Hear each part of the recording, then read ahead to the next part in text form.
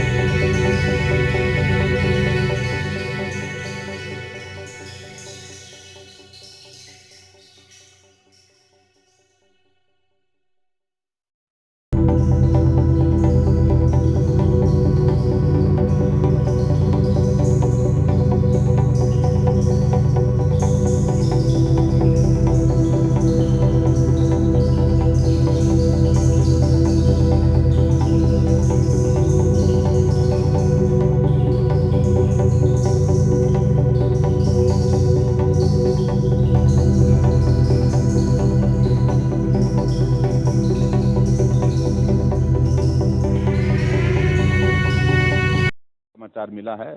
हमारी पार्टी के एक बहुत तेज तर्रार नेता प्रवीण शर्मा जी, जो अपनी अलग पहचान के साथ जाने जाते थे और काम करने के तरीके में, बात करने के तरीके में वो हमारे बीच में नहीं रहे। जो मुझे जानकारी मिली है कि उनको हार्ट अटैक हुआ, बीमार चल रहे थे वो काफ़ी अच्छे से, लेकिन उनके जाने से पार्टी को भी क्षति हुई है। ईश्वर उनकी आत्मा को शांति दे, परिवार को इस दुख को सहन करने की शक्ति दे। और ये लॉस जो है, ये नुकसान जो है हमारे संगठन का भी हुआ है और संगठन के साथ साथ में परिवार का भी हुआ है। तो मैं सबसे पहले मैं डॉक्टर यशवंत सिंह परमार, जो हिमाचल निर्माता के रूप में जाने जाते हैं, सदैव हम उनको इसी नाम से पुकारते हैं, क्योंकि हिमाचल के निर्माण में सबसे महत्वपूर्ण योगदान उनका रहा है। उनको जन्मदिन के अवसर पर सभी प्रदेशवासियों को बधाई देता हूं, परिवारजनों को भी देता हूं। और हिमाचल प्रदेश के निर्माण में डॉक्टर वाई.एस. परमार का एक बहुत बड़ा कंट्रीब्यूशन होने के साथ हिमाचल की प्रगति में भी आगे बढ़ करके एक लगातार उनका योगदान रहा। और हिमाचल प्रदेश गठन के पश्चात हिमाचल प्रदेश पूर्ण राज्यत्व का दौर जो है वो उनके नेतृत्व में पूरा हुआ। और दूसरी बात, आज मुझे इस बात को लेकर के भी, जिन बातों को लेकर के उन्होंने अपने उस दौर में, शुरू के दौर में जब कठिनाइयाँ बहुत थी, हिमाचल प्रदेश में विकास करना सरल काम नहीं था, साधन बहुत कम थे, लेकिन उसके बावजूद उन्हें फोकस हो करके अपने काम को किया कि सड़कें अगर गांव में पहुंचेगी तो विकास स्वतः वहां पर पहुंचेगा। लोगों की पीठ का बोझ उतारना ये हमारा पहले लक्ष्य रहना चाहिए।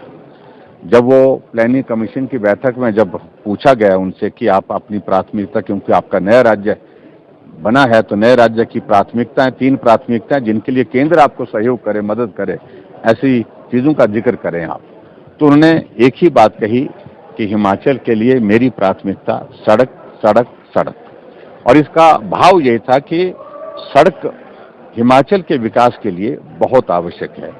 और दूसरी बात, हिमाचल प्रदेश में हम अपने पांव पर खड़े हो, इस दृष्टि से जो एग्रीकल्चर सेक्टर, हॉर्टिकल्चर सेक्टर, इसको आगे बढ़ाने के लिए भी उन्होंने प्रयत्न किए।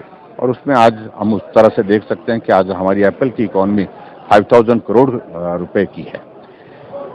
और उस दौर में जो कठिनाइयां थी, आज के इस दौर में वो कठिनाइयां नहीं हैं। इसलिए नई जनरेशन के ध्यान में इस बात को हम जरूर बताने की हम कोशिश कर रहे हैं, क्योंकि हिमाचल के अस्तित्व के, हिमाचल के गठन के 75 वर्ष हुए हैं। और 75 वर्ष पूरे होने पर हिमाचल तब और हिमाचल अब, इस भाव को लेकर के पूरे प्रदेश भर में कार्यक्रम हम कर रहे हैं। और उन कार्यक्रमों में हमारा फोकस है कि हमारी नई पीढ़ी जाने कि हिमाचल जब अस्तित्व में आया था हम कहाँ थे, और आज हिमाचल प्रदेश के 75 वर्ष हो गए पूरे, तो हम आज कहाँ पहुंचे हैं। और उस सारी चीज को लेकर के प्रदर्शनी बना करके हमने तैयार की है, डॉक्यूमेंट्री हमने बना करके तैयार की है। कर्मचारियों को अपनी बात कहने का अधिकार है, अपनी मांग रखने का अधिकार है, मैं उसमें बिल्कुल भी मना नहीं करता हूँ, रखना चाहिए। लेकिन उस वक्त हमारे सामने की परिस्थितियां जिस प्रकार की है, उन सारी चीजों पर अभी तक कहना कठिन है। लेकिन उनको इस बात को समझना चाहिए, जब हिमाचल प्रदेश में ओपीएस लागू किया गया था तो हिमाचल पूरे देश में पहला राज्य था जिसने एमओयू साइन किया था। और साइन जब हुआ था तो कांग्रेस की सरकार थी। आज वो नेता इस दुनिया में नहीं है, उनके नाम पर ही यहाँ पर चुनाव लड़े जाते हैं, उनके नाम पर ही ना होने के बावजूद भी आज भी उनके नाम पर ही बातें की जाती हैं। उस नेता के प्रति, उस पार्टी के नेताओं का सम्मान कितना है, जो उनने निर्णय लिया था उसका वो विरोध कर रहे हैं, उस सारे निर्णय पर वो प्रश्न चिन्ह खड़ा कर रहे हैं। तो मुझे लगता है कि ये उस कांग्रेस पार्टी को सोचना पड़ेगा कि उनसे हालात पूछिए कि क्या लागू हो गई, क्या सांस फूली पड़ी है। अभी मैं आपकी जानकारी के लिए बताना चाहता हूं, जो जोनल काउंसिल की मीटिंग जयपुर में थी, अशोक गहलोत जो कांग्रेस पार्टी के सबसे सीनियर मोस्ट लीडर है, सबसे सीनियर मोस्ट चीफ मिनिस्टर है, वो गृह मंत्री के सामने गिड़गिड़ाते रहे कि हम घोषणा तो कर चुके हैं, लेकिन उसके बावजूद ये लागू आपकी सहयोग के बिना, मदद के बिना संभव नहीं है। हमारी मदद करिए, प्रदेश की स्थिति ऐसी नहीं है कि हम इसको लागू कर पाए। मुख्यमंत्री अगर खुले सभी मुख्यमंत्री के सामने वहां पर इस तरह की बात कह रहे हैं, तो इस बात को समझना चाहिए। कहना आसान होता है लेकिन करने में कठिनाई है।